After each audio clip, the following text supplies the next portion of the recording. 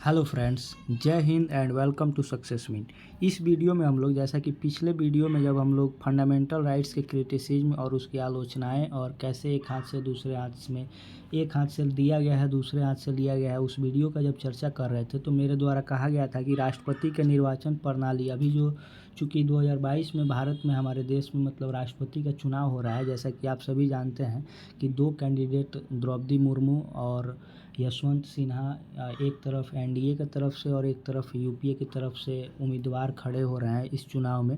तो ये चुनाव की पूरी प्रक्रिया कैसे होती है, क्या ये चुनाव हमारा जो नॉर्मल चुनाव होता है विधानसभा और लोकसभा का उस तरह से सेम होता है या फिर अलग होता है, उसको लेकर अगर मेंस में क्वेश्चन आता है, मेंस आंसर राइटिंग को लेकर, तो हम लोग क्या लिखेंगे, उसमें जो प्रक्रियाएँ पूरी दी गई हैं ये M Laxmikant and other book जो दृष्टि के द्वारा प्रोवाइड किया जाता है या अदर रेपुटेटेड बुक में जो भी कंटेंट लिखा हुआ है उसी के आधार पर और उसी को देख मतलब जो हमारे संविधान के बेयर एक्ट वगैरह में लिखा गया है, आर्टिकल में क्या प्रावधान किए गए हैं, उसके अनुसार एक मॉडल आंसर मेरे द्वारा तैयार किया गया है। अगर आप किसी भी एग्जामिनेशन का प्री का भी अगर आप तैयारी कर रहे हैं तो प्रेसिडेंशियल इलेक्शन कैसे होता है और इसमें क्या क्या चरण है, कैसे इसका अनुपातिक प्रतिनिधित्व क्या है, एकल संक्रमणीय मत प्रणाली क्या है, राष्ट्रपति का कोटा क्या होता है और इनके चुनाव का जो जो कई चरणों में जो मत का मतलब काउंटिंग किया जाता है, जिसको मतगणना कहते हैं, वो कैसे होता है, ये सब हम लोग समझेंगे। तो चलिए, यहाँ पे ये रिटन फॉर्मेट में होगा। आप लोग अगर पहले से जुड़े हुए हैं तो आपको मालूम होगा कि मैं आंसर राइटिंग करके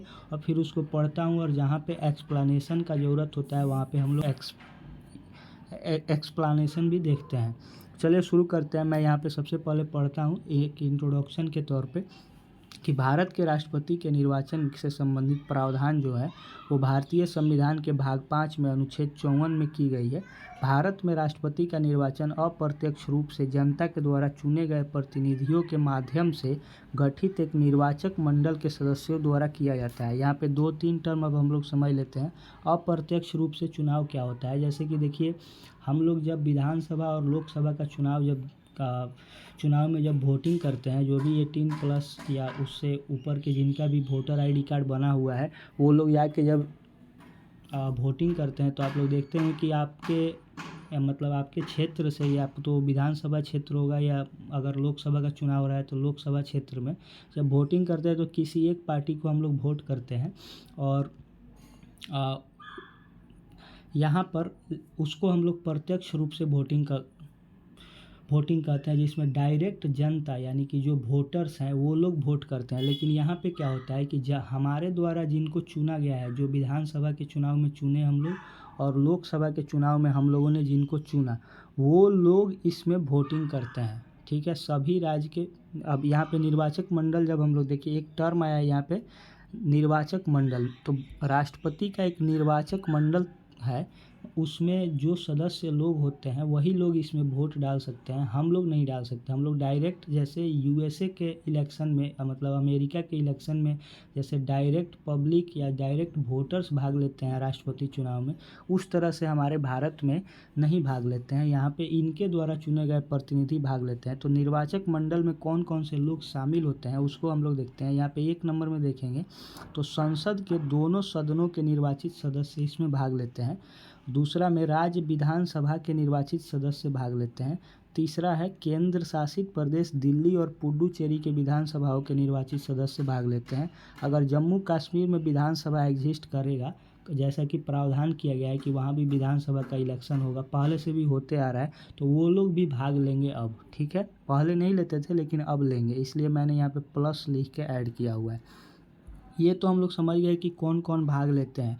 अब कौन कौन लोग इसमें भाग नहीं ले सकते हैं, इसको भी जानना बहुत ज़रूरी है, क्योंकि एक टर्म देखिएगा, यहाँ पे मैंने हमेशा निर्वाचित सदस्य का चर्चा किया है यहाँ पे तीनों टर्म में। तो इसका मतलब ये होता है, अब आगे हम लोग जब पढ़ते हैं तब इसमें पता चलेगा कि राष्ट्रपति के निर्वाचन में किसी भी सभा या सदन का मनोनीत सदस्य भाग नहीं लेता है। देखिए यहाँ पे नहीं छूट गया है, यहाँ पे नहीं लेता है, भाग नहीं लेता है। ठीक है, क्योंकि वो किसी भी सदन में जो जो मनोनीत सदस्य हैं वो जनता के द्वारा चुने नहीं गए हैं या वो जनता के प्रतिनिधि नहीं है, जब बल्कि वो सत्ताधारी जो सरकार है या फिर जो राष्ट्रपति के राष्ट्रपति के द्वारा 12 लोगों का राज्यसभा में जो मनोनयन किया जाता है राज्यसभा में, वो सदस्य इसमें भाग इसलिए नहीं लेंगे क्योंकि ऐसा एक अवधारणा है, इसका एक्चुअल कॉन्सेप्ट नहीं लिखा गया है कि वो लोग क्यों भाग नहीं लेंगे। मेन मतलब ये है कि वो लोग डायरेक्टली चुन के नहीं आए हैं प्रत्यक्ष चुनाव से, जो कि प्रतिनिधि नहीं है जनता के। चूँकि देखिए, राष्ट्रपति अगर मान लीजिए अभी रामनाथ कोविंद जी हैं अभी हमारे राष्ट्रपति, और ये अगर दोबारा उम्मीदवारी अपना पेश करते हैं, चुनाव में खड़े होते हैं, तो इन्होंने जिन 12 लोगों को किया था मनोनीत, वो लोग 12 लोग इन्हीं को वोट देंगे, मतलब रामनाथ कोविंद को ही या फिर वर्तमान राष्ट्रपति को ही। इसलिए इसको अलग रखा गया है। और किसी भी और जैसे कि पहले 2 लोगों का एंग्लो इंडियन का मनोनयन होता था, लेकिन अभी वो एक 104th अमेंडमेंट एक्ट के द्वारा उसको हटा दिया गया है, क्योंकि बोला गया कि अब एंग्लो इंडियन एग्जिस्ट नहीं कर रहे हैं, तो एंग्लो इंडियन का जो उनका प्रतिनिधि को रखा जाता था उसको अब रखने का कोई ज़रूरत है नहीं। ठीक है, तो इस तरह से जो मनोनीत सदस्य होते हैं वो लोग भाग नहीं लेते हैं। यहाँ पे ध्यान दीजिएगा, जब कोई सभा विघटित हो गई हो तो वे सदस्य राष्ट्रपति के चुनाव में भाग नहीं ले सकते या मतदान नहीं कर सकते। जैसे कि कोई सभा है वो विघटित हो गई है, या तो राज्य विधानसभा हो सकती है या फिर लोकसभा भी अगर विघटित है तो वो तो फिर चुनाव होगा नहीं। लेकिन अगर मतलब इन द सेंस कि अगर किसी राज्य में या यूटी में अगर कोई विधानसभा अगर विघटित है तो वो उसके सदस्य भाग नहीं लेंगे। उसी प्रकार राज्य विधान परिषद के सदस्य राष्ट्रपति के चुनाव में मतदान नहीं करते हैं, क्योंकि राज्य विधान परिषद आप लोग जानते हैं कि टोटल अभी 6 स्टेट में ही है। पहले 7 स्टेट में था, आंध्र प्रदेश से हटा दिया गया है इसको, जब तेलंगाना अलग बना तब। और उसके बाद आंध्र प्रदेश विधानसभा ने एक प्रस्ताव पारित किया जिसके तहत इसको वहाँ से विधान परिषद को हटा दिया गया विधानमंडल में। चूँकि आप लोग जानते होंगे कि विधानमंडल में 2 सदन होते हैं, जिसको एक सदन को विधानसभा और दूसरे को विधान परिषद कहते हैं। हर राज्य में विधान परिषद का एग्जिस्टेंस नहीं होने के कारण विधान परिषद के सदस्य जो हैं वो राष्ट्रपति के चुनाव में भाग नहीं लेते हैं। क्योंकि मान लीजिए अगर टोटल 6 स्टेट में ही है और इस 6 स्टेट में अगर बीजेपी या यूपीए, एनडीए या यूपीए की सरकार है, तो वो लोग तो उन्हीं को वोट देंगे। इसलिए ये टोटल स्टेट का प्रतिनिधित्व तो नहीं कर पाएगा। इसलिए अगर सारे राज्यों में अगर विधान परिषद का प्रावधान कर दिया जाता है, बना दिया जाता है, तब यह लागू किया जा सकता है कि विधान परिषद के सदस्य भी अब राष्ट्रपति के चुनाव में भाग लेंगे, लेकिन अभी नहीं होता है। अब यहाँ पे देखिए, राष्ट्रपति के निर्वाचन की रीति क्या होती है, यानी कि उसके क्या नियम है और कैसे होता है, इसके बारे में अनुच्छेद 55 में चर्चा किया गया है। भाग 5 के अनुच्छेद 55 में यह प्रावधान दिया गया है कि राष्ट्रपति के निर्वाचन में विभिन्न राज्यों का प्रतिनिधित्व समान रूप में होना चाहिए तथा संघ एवं राज्यों में समानता भी होनी चाहिए। इसके लिए संविधान सब अब यहाँ पे मैंने एक पीछे का कुछ मतलब चीज़ यहाँ पे कोट किया हुआ है कि संविधान सभा के कुछ सदस्य ने यह सुझाव दिया था कि राष्ट्रपति के चुनाव में गठित निर्वाचक मंडल में सिर्फ दोनों सदनों, यहाँ दोनों सदनों का मतलब लोकसभा और राज्यसभा है, के निर्वाचित सदस्य को ही रखना चाहिए, जिससे अन्य सदस्य सहमत नहीं थे। मतलब इस वक्तव्य से अन्य सदस्य सहमत नहीं थे। उनका विचार था कि संसद में एक दल का बहुमत होता है। जैसा कि आप सभी जानते हैं कि मतलब लोकसभा में जब आप देखेंगे तो जो सत्ताधारी पार्टी है उसके पास आधे से ज़्यादा बहुमत होता है ऑलरेडी। मान लीजिए 545 सीट्स पे चुनाव हुआ है, तो इसमें 273 सीट्स चाहिए हम मतलब किसी पार्टी को सरकार बनाने के लिए। तो अभी वर्तमान जो पार्टी होगी, जो सत्ताधारी पार्टी होगी, उसके पास तो ऑलरेडी आधा से ज़्यादा सीट होगा। तो ये कॉन्सेप्ट सही नहीं है। जो निश्चित तौर पर उसी दल के उम्मीदवार को चुनेगा तथा चुना हुआ राष्ट्रपति भारत के सभी राज्यों का प्रतिनिधित्व नहीं कर पाएगा। अब मतलब जो सत्ताधारी पार्टी है उसके अनुसार चलेगा। इसलिए संसद तथा राज्य विधानसभाओं के प्रत्येक सदस्य के मतों की संख्या का निर्धारण करने के लिए कुछ सिद्धांत बनाए गए और यह कहा गया कि इसमें संसद के दोनों सदन और राज्य विधानसभा तथा केंद्र शासित प्रदेश के विधानसभा जहाँ जहाँ एग्जिस्ट करते हैं, मेनली दिल्ली और पुडुचेरी, उनके सदस्य भी इसमें भाग लेंगे। अब यहाँ पे हम लोग को मेन समझना है कि मान लीजिए कि यहाँ पे टोटल 545 सीट्स उधर हो गया और यहाँ पे इसमें से अगर दो दो अगर पहले तो मनोनीत किए जाते थे, अब ये नहीं किए जाएंगे, तो ये 543 ही मान के चलिए। और यहाँ पे 245 होता है, जिसमें से 12 मनोनीत होते हैं, तो इसमें से भी निकाल देंगे तो 233, इस दोनों को जोड़ेंगे तो मान लीजिए इतने लोग ही तो वोटिंग करेंगे नहीं। अगर इतने ही लोग वोटिंग करेंगे और राज्य विधानसभा के भी सदस्य जो होंगे वो भी वोटिंग करेंगे, लेकिन उनके वोट का, एक वोट का वैल्यू कितना है, मतलब कितने लोगों ने उनको चुन के भेजा है, ये निकाल के ये बताना ज़रूरी है कि ये इनका जो एक वोट है वो कितने लोगों को रिप्रेजेंट कर रहा है, कि ये चाहते हैं कि हम इनको प्रेसिडेंट एज ए प्रेसिडेंट देखें, तो इनके पीछे जो है वो कितने लोग खड़े हैं। इसको निकालने के लिए एक प्रक्रिया है, जिसमें आगे यहाँ पे मैं अभी बता रहा हूँ कि संसद तथा राज्य विधानसभाओं के प्रत्येक सदस्य के मतों की संख्या का निर्धारण करने की रीति क्या है। तो विधानसभा का अगर सदस्य का, जैसे विधायक कोई हो गया, उसका क्या वोट वैल्यू है, उसको हम लोग कैसे निकालेंगे। तो विधानसभा के निर्वाचित सदस्य के मतों की संख्या का निर्धारण उस राज्य की जनसंख्या को राज्य के विधानसभाओं के निर्वाचित सदस्यों से भाग देने पर तथा 1000 के गुणनफल, यहाँ पे भाग देना छूट गया, तथा 1000 के गुणनफल से प्राप्त संख्या द्वारा, नहीं यहाँ भाग देने नहीं होगा, गुणा करने पे जो संख्या प्राप्त होगी उसको हम लोग उस विधायक का वोट वैल्यू कहेंगे। अगर इस लैंग्वेज से तो कंप्लीट नहीं हो पा रहा है तो आप लोग इसको देखिए, इस फॉर्मूले को। एक तरह से ये फॉर्मूला ही है। एक विधायक का मत मूल्य क्या होगा, यानी वोट वैल्यू। तो इसमें राज्य की टोटल जनसंख्या, उसको भाग देंगे राज्य विधानसभा के टोटल जो निर्वाचित सदस्य हैं। जैसे मान लीजिए कि बिहार का टोटल, एक एज्यूम करते हैं वैल्यू की, टोटल 10 करोड़ जनसंख्या है और यहाँ पे 243 सीट्स हैं जिस पे विधायक लोग को चुनते हैं। अब इससे इसको भाग देकर और 1000 से गुना करने पे जो वैल्यू आएगा वो एक वोट का वैल्यू होगा, यानी एक विधायक का। इस तरह से निकालेंगे। अब आगे, संसद के प्रत्येक सदन के निर्वाचित सदस्य के मतों की संख्या सभी राज्यों के विधायकों के मतों के मूल्य को संसद के कुल सदस्यों की संख्या से भाग देने पर प्राप्त होता है।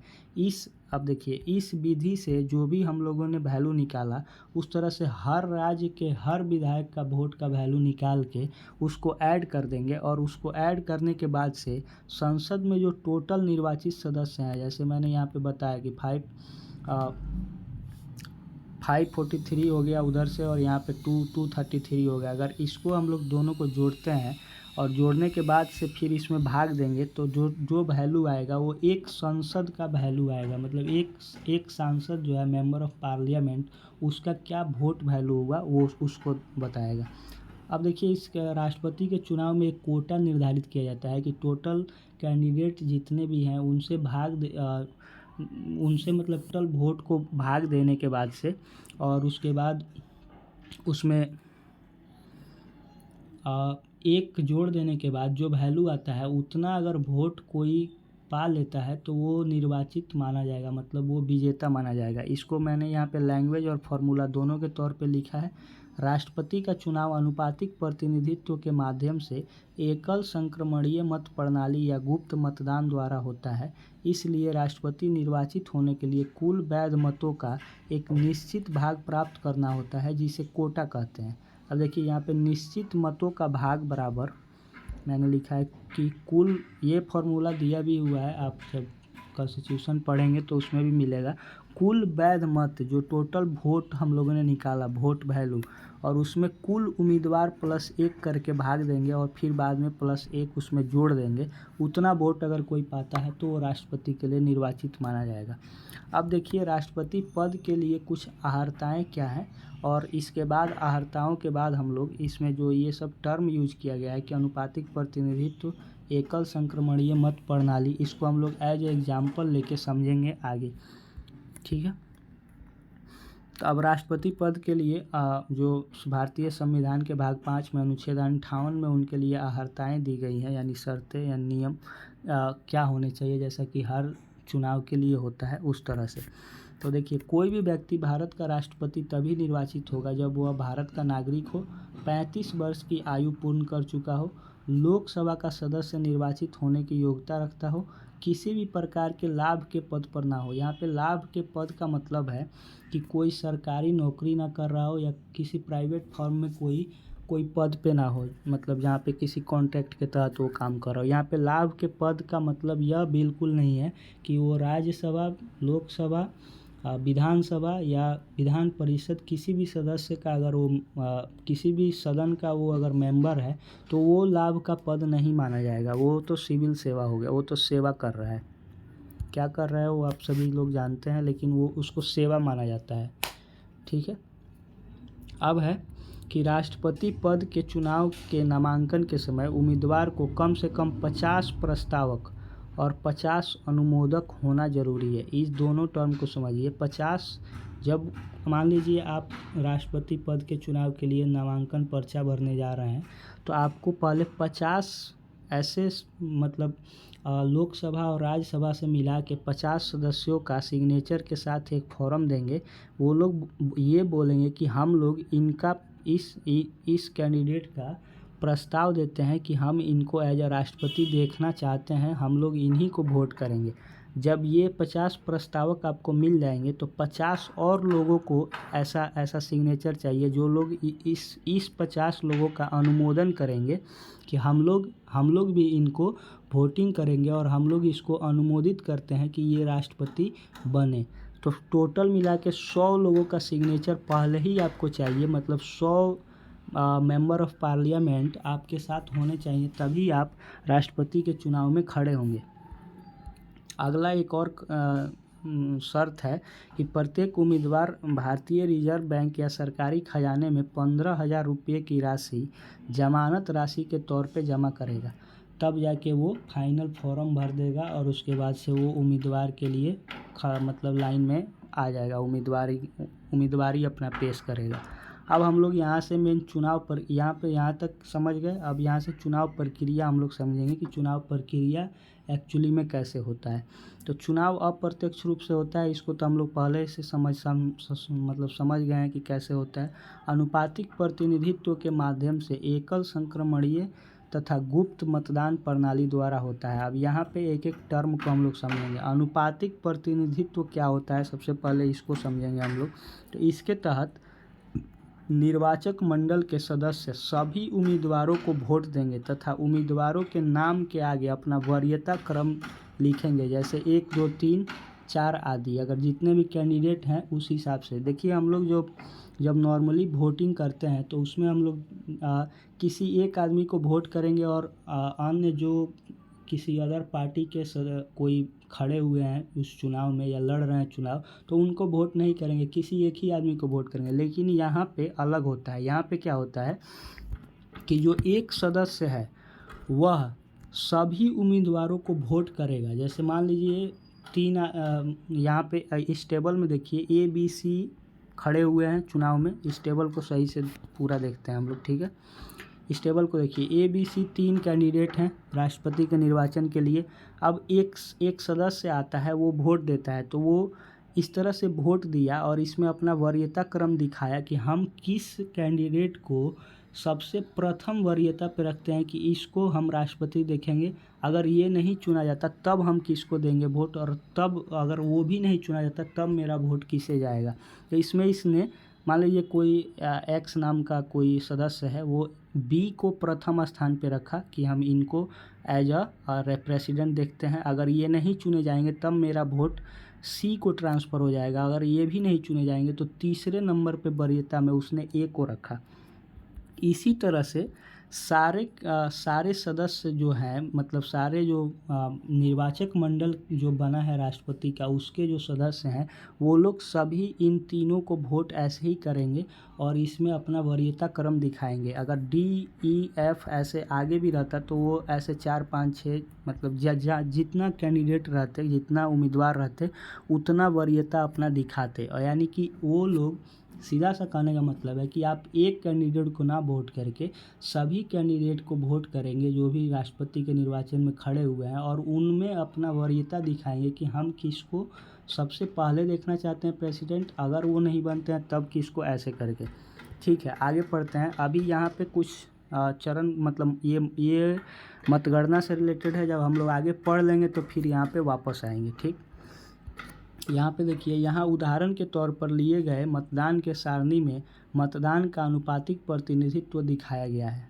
अब देखिए, इसमें जब ये चुनाव इस तरह से वोटिंग हो जाएगा तब इसका मतगणना होता है। तो मतगणना चरणों में होती है, मतलब मतगणना कई चरण में हो सकती है, एक भी चरण में ख़त्म हो सकती है। लेकिन जब भी मतगणना होगा तो पहले प्रथम चरण का मतगणना शुरू होगा, अगर उससे रिजल्ट नहीं आएगा तो द्वितीय चरण का मतगणना शुरू होगा। इसमें क्या होगा, अभी हम लोग इसको थोड़ा देर में समझेंगे। पहले इसका लैंग्वेज पढ़ लेते हैं, जिसमें वरीयता के अनुसार उम्मीदवार के मतों का गणना किया जाता है। प्रथम चरण की मतगणना में अगर कोई उम्मीदवार सबसे ज़्यादा मत पाता है तो उसे विजेता माना जाएगा। अगर प्रथम चरण के मतगणना से यह निर्धारित नहीं होता है तो द्वितीय चरण की मतगणना की जाएगी।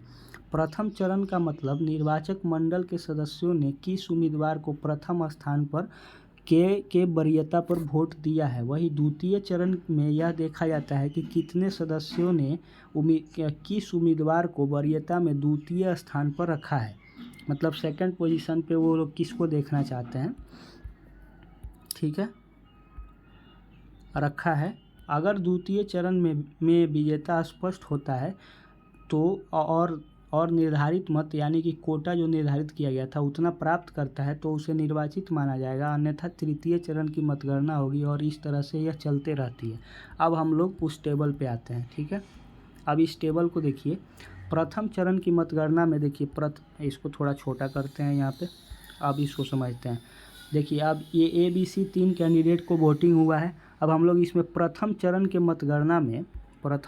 मतगणना में एक नंबर पे किस कैंडिडेट को सबसे ज़्यादा वोट मिले हैं उसको देखेंगे। अगर अब देखते हैं हम लोग पहले, तो देखिए यहाँ पे अगर ए का बात करें तो 1, 2 और 3 सदस्य ऐसे थे जिन्होंने कहा कि हम ए को प्रथम स्थान पे वरीयता देते हैं। अब बी को देखिए, 1, 2 और 3, इसमें भी 3 लोगों ने कहा कि हम बी को प्रथम स्थान पे देखते हैं। सी को देखते हैं, सी को सिर्फ एक सदस्य ने कहा कि हम इसको 1 नंबर पे देखना चाहते हैं। अब यहाँ से रिजल्ट नहीं निकलता है, सी को तो सबसे कम मिला तो ये यहाँ से बाहर हो जाएगा, ये चुनाव के दौर से निकल जाएगा, बाहर हो जाएगा। लेकिन ए और बी को 3 लोगों ने बराबर वोट दिया और कहा कि हम इसको प्रथम चरण में, मतलब इसको प्रथम वरीयता पे रखते हैं। तो यहाँ से रिजल्ट क्लियर हुआ नहीं। अब हम लोग इसमें द्वितीय चरण का मतगणना देखेंगे, ठीक है। इसमें अब ये देखेंगे कि दूसरे स्थान पे किस कैंडिडेट को रखा गया, ठीक है। तो अब यहाँ पे हम लोग सेकंड को काउंट करते हैं, तो सी ऑलरेडी निकल चुका है, उसको हम लोग यहाँ पे, अब ये विजेता नहीं हो सकता क्योंकि ये प्रथम चरण में प्रथम वरीयता में इसको सिर्फ एक लोग चाह रहा था, इसलिए ये बाहर हो गया। अब ए को देखते हैं, ए को दो नंबर पे सिर्फ एक आदमी मिला है, बी को 1, 2 और 3। यहाँ से हम लोग देखेंगे कि ए को एक आदमी चुन रहा था द्वितीय वरीयता में और बी को 3 आदमी ने चुना। इस तरह से बी यहाँ पे राष्ट्रपति के लिए निर्वाचित होगा और उसको अपना, मतलब द्वितीय चरण के मतगणना में वो विजेता बनता है। सी को भी अगर देखेंगे तो 1, 2, 3 और 4, इसको 4 लोग चाह रहे थे कि ये द्वितीय क्रम के वरीयता में हम लोग इसको रखे थे कि ये राष्ट्रपति बने, लेकिन ये ज़्यादा था सबसे, लेकिन वो प्रथम चरण के मतगणना में बाहर हो गया था, इसलिए इसको यहाँ पे विजेता नहीं माना जाएगा। इसमें से बी को द्वितीय चरण के मतगणना में 3 लोगों ने चाहा और ए को 1 लोग ने चाहा, तो इस तरह से बी विजेता हुआ। अब हम लोग यहाँ पे इसका फिर मैंने क्यों काउंट किया और यहाँ पे क्या लिखा है, इसको हम लोग आगे पहले लैंग्वेज पढ़ते हैं, फिर उसके बाद उस टेबल पे आते हैं। अब देखिए यहाँ पे एकल संक्रमणीय मत प्रणाली क्या होती है, इसको समझते हैं।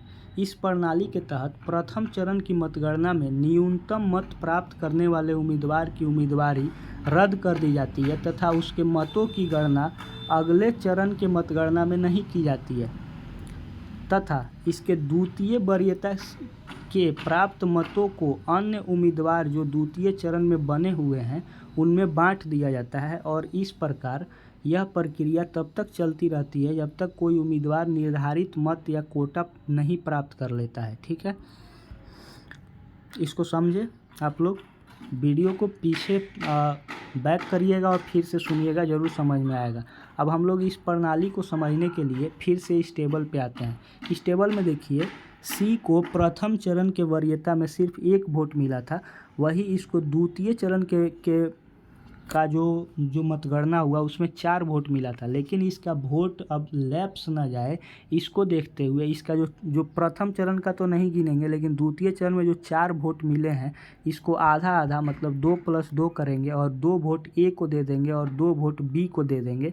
इस तरह से इसका वोट का जो है डिवाइडेशन करके जो उम्मीदवार जो अगले चरण में बने हुए हैं मतलब निर्वाचन में मतलब जो मतगणना हो रहा है उसमें जो 2 उम्मीदवार और बने हैं या अदर उम्मीदवार जितने भी हैं वो लोग बने हुए हैं तो उनमें इसको वोट को बांट दिया जाएगा। अगर और भी कैंडिडेट यहाँ पे रहेंगे तो उनके भी वोट्स को ऐसे ही बांट दिया जाएगा। ये इसलिए किया जाता है ताकि जो उम्मीदवार जीत रहा है उसका वोट उसको जो आधा एक्स्ट्रा वोट मिला उससे उसका जीत और बड़ा लगे और स्पष्ट रूप से दिखाई दे, इसलिए इसको एकल संक्रमणीय मत प्रणाली कहते हैं। आई होप ये समझ में आ रहा होगा। अगर समझ में नहीं आ रहा है तो वीडियो को थोड़ा सा पीछे करिए और दोबारा से सुनिए, ज़रूर समझ में आएगा।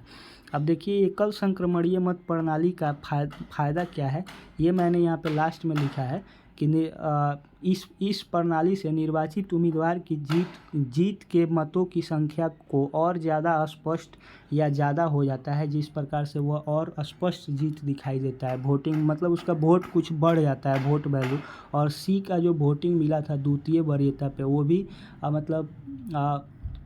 वॉइड नहीं जाता है, यानी ख़राब नहीं होता है। अब देखिए लास्ट पॉइंट है कि निर्वाचन से संबंधित अगर किसी भी प्रकार का विवाद होगा, इस पूरे प्रक्रिया में अगर किसी भी तरह का विवाद होता है और इस तरह से अगर कोई आदमी क्लेम करता है कि इस चुनाव में अपारदर्शिता है या फिर इस चुनाव में कोई गड़बड़ हुआ है, चूँकि ये मतदान पूरी तरह से गुप्त होता है, ये ओपन नहीं होता है, ठीक है। इसलिए इसका जो राष्ट्रपति के निर्वाचन से संबंधित किसी भी प्रकार के विवाद को उच्चतम न्यायालय द्वारा निपटाया जाता है या उच्चतम न्यायालय द्वारा सुनवाई किया जाता है एवं न्यायालय का निर्णय अंतिम होता है। इसका मतलब राष्ट्रपति के निर्वाचन से संबंधित कोई भी डिस्प्यूट होगा तो सुप्रीम कोर्ट देखेगा और वो जो अपना वर्डिक्ट देगा वो आखिरी होगा और वो अंतिम निर्णय होता है। यहाँ पे हम लोगों ने पूरा कॉन्सेप्ट समझ लिया कि राष्ट्रपति के चुनाव का पूरा कॉन्सेप्ट क्या है, कैसे निर्वाचन होता है, इसके निर्वाचक मंडल में कौन कौन लोग शामिल है, कौन नहीं शामिल है। आई होप ये वीडियो आप लोग को पसंद आया होगा और आप लोग मेंस प्रिपरेशन कर रहे होंगे बीपीएससी सीडीपीओ और बीपीएससी मेंस जो 67th मेंस होने वाला है या अगर आप कोई भी स्टेट पीसीएस के एग्जामिनेशन का तैयारी करते हैं तो नेक्स्ट वीडियो में हम लोग निर्वाचन आयोग का जो शक्तियां हैं और निर्वाचन आयोग कैसे काम करता है, राज्य निर्वाचन आयोग कैसे काम करता है, किस तरह से पंचायत का इलेक्शन ऑर्गेनाइज कराया जाता है, विधानसभा का, लोकसभा का, उसमें क्या टोटल प्रक्रियाएं हैं, कहाँ प्रावधान किया गया है हमारे संविधान में, इससे रिलेटेड हम लोग क्वेश्चंस को देखेंगे। उनमें मुख्य निर्वाचन आयुक्त का पावर क्या होता है और इस पे मतलब नेक्स्ट वीडियो आएगा। तो उम्मीद करते हैं कि आप लोगों को मेरा ये सब प्रयास अच्छा लग रहा होगा और आप लोग अपना प्रिपरेशन में मैं आप लोगों का सहायता कर रहा हूँ। तो निर्वाचन आयोग से पहले बीपीएससी के मेंस एग्जामिनेशन में क्वेश्चन पूछे गए हैं इंडियन पॉलिटी के सेक्शन में। हालांकि राष्ट्रपति के निर्वाचन से अभी तक कोई क्वेश्चन नहीं पूछा गया है, लेकिन अब क्वेश्चन का जो ट्रेंड है वो बदल रहा है। परंपरागत क्वेश्चंस नहीं पूछे जा रहे हैं किसी भी मेंस एग्जामिनेशन में, तो उस हिसाब से ये वीडियो बनाना मैं ज़रूरी समझा। अगर आप इस भारत के नागरिक हैं, भारत देश के, तो आपको यह जानना बिल्कुल ज़रूरी है कि हमारे राष्ट्रपति का चुनाव कैसे होता है और इसमें क्या सब प्रावधान किए गए हैं। Thank you for watching. I hope this video will be beneficial for you.